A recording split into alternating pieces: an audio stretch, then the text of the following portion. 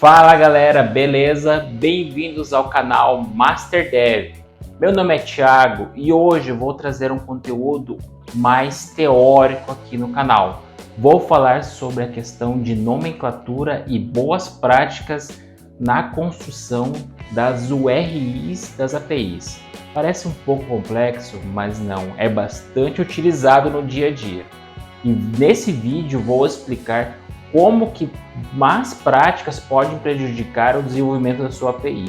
E vou mostrar também como boas práticas podem trazer muitos benefícios no futuro ao fazer evoluções e upgrades das suas APIs. Mas antes de começar o conteúdo, vou pedir para você deixar o like nesse vídeo, se inscreva no canal, ative o sininho para receber notificações toda vez que tem conteúdos novos como esse aqui no canal do Master Dev. E bora pro vídeo! Bom pessoal, começando o vídeo aqui, primeiramente então eu vou explicar para vocês como funciona a estrutura de uma URI, que nada mais é que uma URL, ou então um link para uma estrutura que está hospedada em algum servidor. Primeiramente, vocês podem ver aqui que existe o HTTP, que é o protocolo. Esse HTTP também pode ser HTTPS, no caso, para uma conexão segura.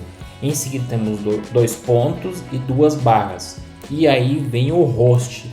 O exemplo aqui eu coloquei localhost, mas pode ser, por exemplo, o domínio da sua aplicação. minhaaplicação.com.br, tá? Em seguida vem a porta, que no caso está 8080, mas também pode ser outras portas, como por exemplo 9090, 7070, e também pode ser a porta padrão 80, que daí no caso é a porta padrão do protocolo HTTP. E aí, nesse caso, em algumas URLs não vai ser visível essa porta. Geralmente a porta é mais utilizada no modo local ou então ainda em algum servidor de desenvolvimento, algum servidor de sandbox ou então de homologação. Em seguida vem a versão. É importante, a gente vai falar nesse vídeo já a importância do versionamento da API, no caso, que é o que a gente vai trabalhar aqui nesse vídeo. Em seguida vem o contexto da aplicação. Nesse exemplo eu estou utilizando /loja, mas poderia ser qualquer outra coisa que remete ao nome da aplicação. Poderia ser faturamento, estoque e por aí vai. A aplicação seria um conjunto de funcionalidades ou recursos, que é o item que eu vou explicar agora.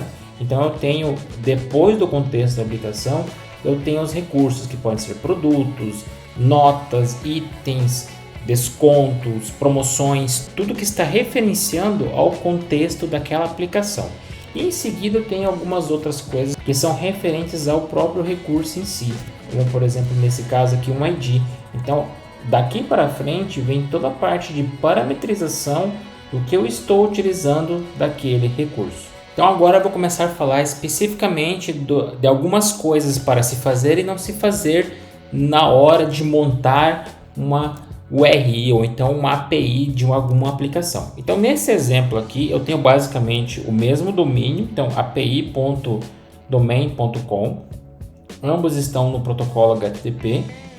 Aqui eu tenho o versionamento de forma correta, eu tenho o contexto da aplicação /loja, porém aqui eu estou utilizando verbos e o ideal é que se use substantivos.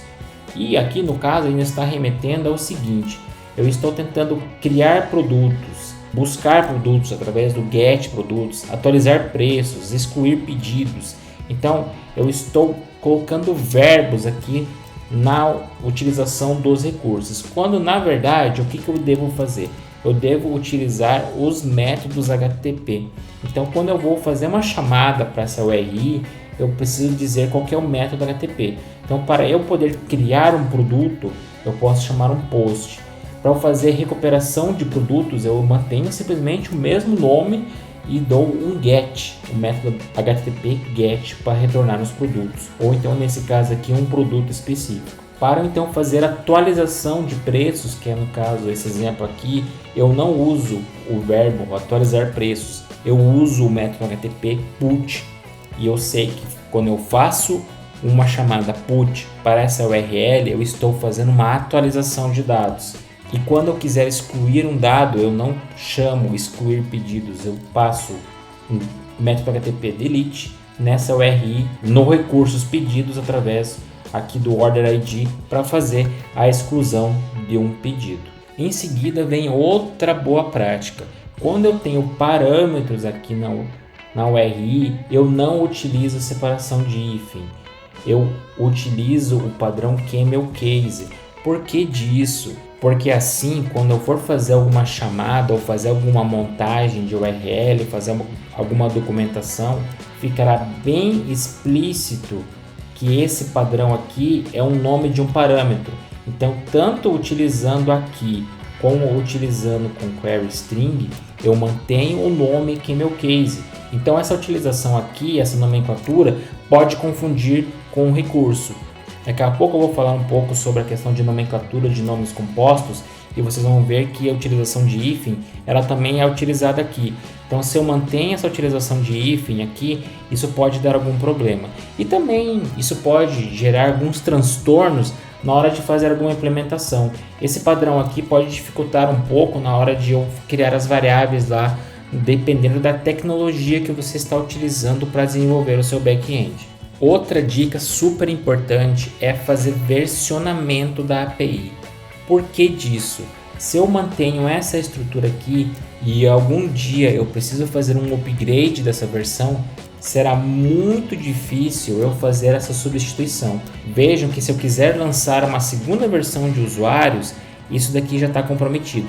Então o ideal é sempre fazer o versionamento dos recursos aqui para poder fazer essa migração de forma tranquila. Então eu posso manter uma aplicação rodando na V1, eu crio uma nova aplicação com V2 e aí eu posso orientar quem estiver consumindo a minha API para fazer essa migração de forma gradativa.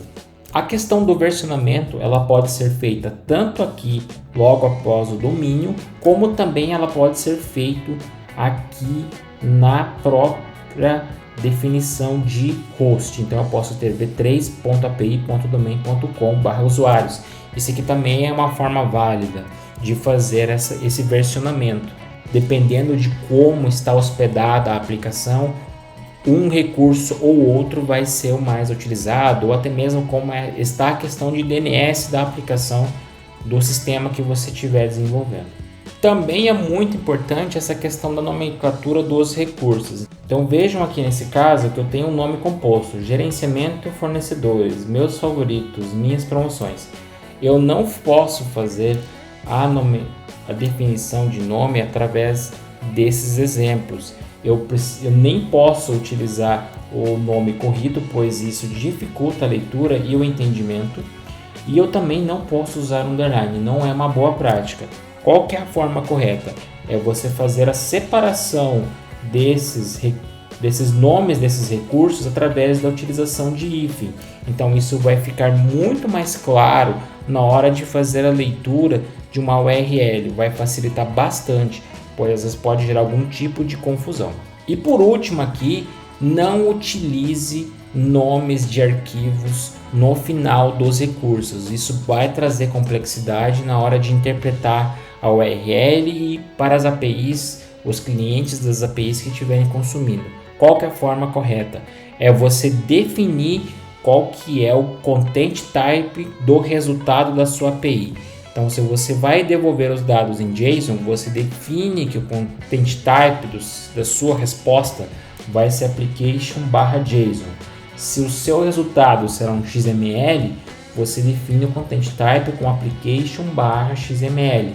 Nunca coloque extensão de arquivos na definição das suas URIs. Então é isso, pessoal, espero que o conteúdo tenha sido muito útil para vocês. Levem essas boas práticas para o trabalho de vocês, compartilhe esse vídeo com seus colegas de trabalho, mostrem para eles como deve ser estruturada uma boa URI no desenvolvimento das APIs que vocês têm nas empresas de vocês, nos projetos e assim vai. Não deixe de deixar o like no vídeo, se inscrever no canal. Um grande abraço a todos e até o próximo vídeo.